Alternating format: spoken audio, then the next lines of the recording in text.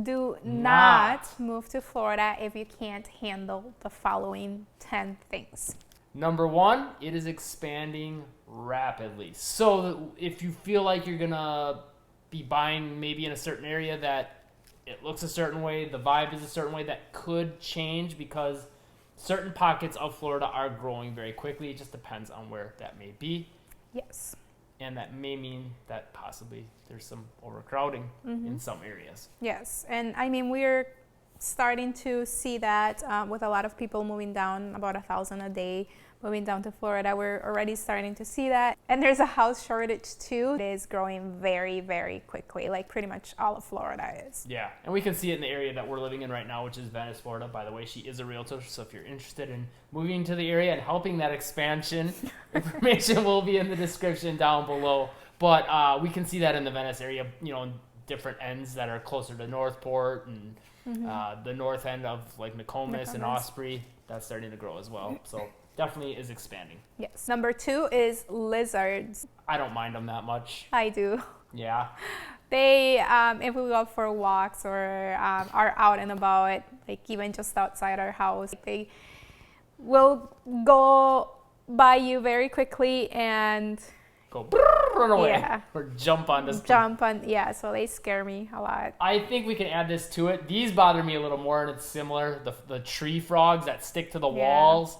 Because sometimes we're about to go to sleep at night and we'll hear bunk right on the window. And sometimes they'll be like on the trunk. When I pop the trunk, I'm at Lowe's about to load something in the back of the trunk, and all of a sudden out drops a frog from like the trunk cup, like inside the seal area. I don't know how they get in there.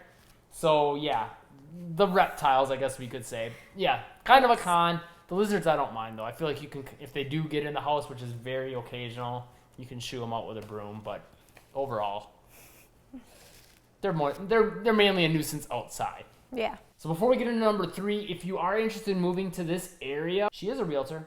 Information will be in the description down below. Number 3, if you can't handle the heat and humidity, I think you kind of know you're signing up for that if you move to Florida. North end probably isn't as bad. You know, the northern half, maybe I'd say from above Orlando, maybe even a little further north of that. But especially in that south end of Florida, you're going to have some really hot, humid summers, which I personally don't mind. I'm probably rare in that instance, though. I think a lot of people just crazy hot for, even if they like the heat. And the winters are nice. I think fall and winter are my favorite seasons here. Yeah. But, you know, and the one thing that we always say with this, and everyone really says with it, you know, you got things that you can go to the ocean when it's hot. You can go into a pool. You can stay inside on the air conditioning. You can just stay home, yes. Yeah. So, you know, comparing to, like, Wisconsin, where we're from, you know, in the winter, like, you didn't even want to get out of the house. You had to wait for the car to warm up. You might get in a car accident because of the ice and the snow on the roads. You have to scrape your windshield. You got to shovel your driveway. Like, here it's just like, sure, it's hot, but I can just go do whatever I want any time of the year, and I don't got to deal with any of those things. Yes. Number 4 is bugs. That's a big one for me. I hate them. You do? Simply put. Who would have thunk it? And I mean, when people talk about Florida, they talk about like big bugs and like all these weird bugs that you've never seen. And I mean, I haven't seen many. We've seen a few. The grasshoppers that we've seen, like some but huge those are grasshoppers. cool. Those are, Oh, I wouldn't call those bugs. Those are okay. Those are not bugs. Okay. That we saw in the Orlando area. Yeah. And the really big fly that we saw that was dead. I don't think I saw that one. It was like this big. I showed it to Liddy and my niece, but yeah, I don't know. Stuff like that's kind of cool.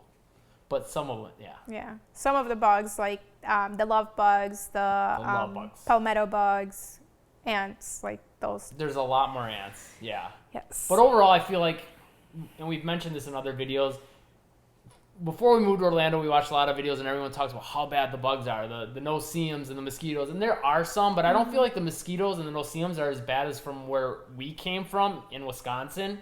There's just different bugs. There's way more ants for sure. More palmettos, and the love bugs. When love bug season hits, it is atrocious. But which, if you don't know, in Wisconsin, we called love bugs those little things that were like red with the little black polka dots. Those are not love bugs. Those are the Asian beetles, and I think there's another variation of them with a different name. No, love bugs are like these two like little black, like fly-looking things that they just kind of hover in the air, and it's two of them right by each other, which is why they're called love bugs, and they don't move.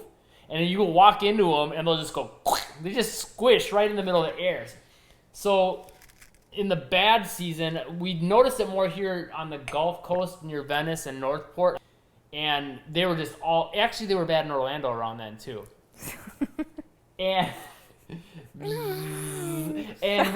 we saw that we were driving, and they were just like everywhere in the air, like everywhere, and you're driving, and it's just bad. It's so bad.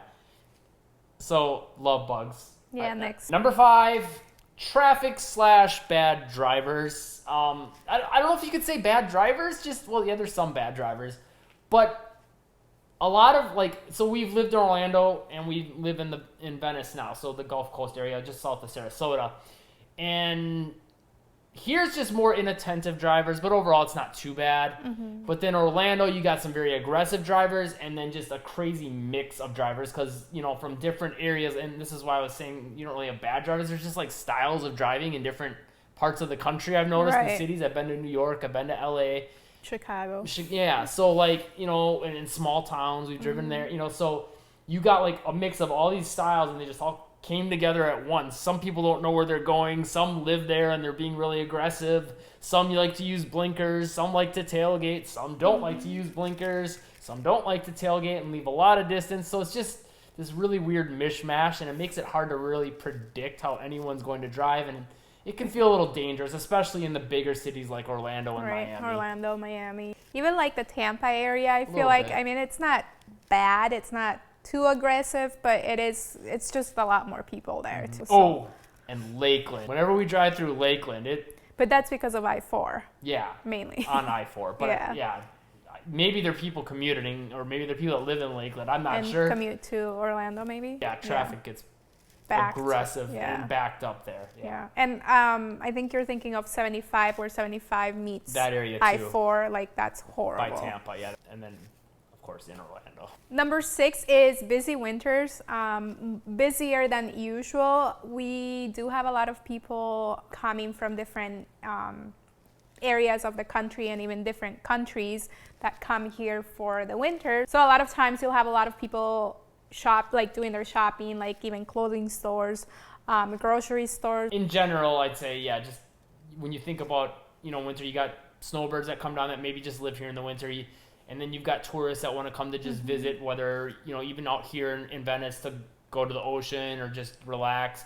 Not, it's not just the Orlando's for the theme parks. It's pretty much all of Florida. You're going to get a little bit of that in the winter, and it makes everything a little more congested. We're a couple days from June right now, and traffic here is awesome. There's no one in Venice. Well, I shouldn't say no one, but it's locals. And it's so easy to get where you're going.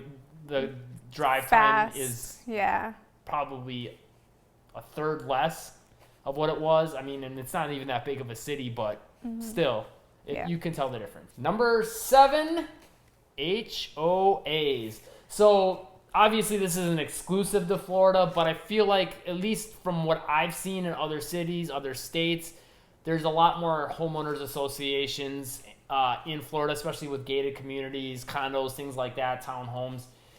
So that could be a pro or a con. There's certain pros that come with having a gated community. You get a little more security. The houses look nicer. Just the outside of the houses. Yeah, everything's got to be maintained to a certain level. Whatever the HOA decides is the things that you have to have in place. But at the same time, that also there's HOA fees that go with that. There's restrictions, and you have to always be worried about things looking a certain way or breaking certain rules. So it takes away a little bit of your freedoms on things you want to be able to do, maybe with the house, or the noise you want to make, or whatever the case may be, just little things like that. Right. Yeah. You just have to be more aware, almost, not to be an annoyance to your neighbors, because the houses in HOA communities are closer together. If you're loud outside, your neighbor is probably going to hear it. Yeah, not in the house. Not in the house, yeah. And I think more so than anything, though, that's more of a condo issue probably, or a townhome, but just the appearance things, and you can't have a basketball hoop out in the driveway after a certain time in some communities, not all. So things like that. It's got its perks and its yeah. And for some people, which it does make sense for a lot of people that maybe just live here in the winter or whatever. Yeah. If you get like things included like lawn maintenance and stuff like that, so it's very hands off. Like I just live here, but in a way it's almost like an apartment because someone maintains all the outside. Then that's kind of got an upside. It just depends. Yes, and we do have a lot of communities like that here. Number 8 is hurricanes. 9. No, 4 and 4. It's 8. I thought you had 5 up on that. We haven't experienced one yet. Knock on wood, we won't. It's probably not wood. But especially here in Venice, it's a little bit more scary, at least for me, just because of the thunder. I've always been afraid of thunder and lightning. Thunderstorms. And lightning feels like it's close, like really close, like right above you. So that kind of scares me a little bit. But I mean, as long as you're smart about your house, having hurricane shutters, evacuating if you have to, it's not that big of a deal. I mean, stuff happens everywhere, and it can happen. So other parts of the country, you got earthquakes, you got different tornadoes, things to worry about. Yeah, dangerous driving in the winter, so pick your poison. But and I want to add to that, I guess I don't have anything to add with the hurricanes, but I kind of have like 8.5 with just the weather in general as a potential thing that you might not be able to handle. Like in the summer, you're going to get rain just about every day. It'll come out of nowhere. It'll say on the forecast that it's not raining right now, and it is. It won't look like it should be raining, and it is. Or vice versa. It'll look the opposite, and it won't be raining. So the rain and the wind can come out of nowhere, and also that lightning. So it's just one of those things you kind of have to be aware of and look out for. But at the same time, it's not that big of a deal, to me at least, because usually, you're going to get the rain every day in the summer, but it lasts for usually about an hour, maybe less, maybe 10 minutes, and then it's gone, and it dries up very, very quickly. And it pours. Like, it's not like just like a little rain. Like, it pours. It can, yeah. Much more often than anywhere I've been. Yeah, the torrential downpours where you're driving, and that's another thing. And you can't even see because it's coming down so hard, and all the traffic will pretty much come to an almost stop. They'll be going like 10, 15 miles an hour, even on a freeway.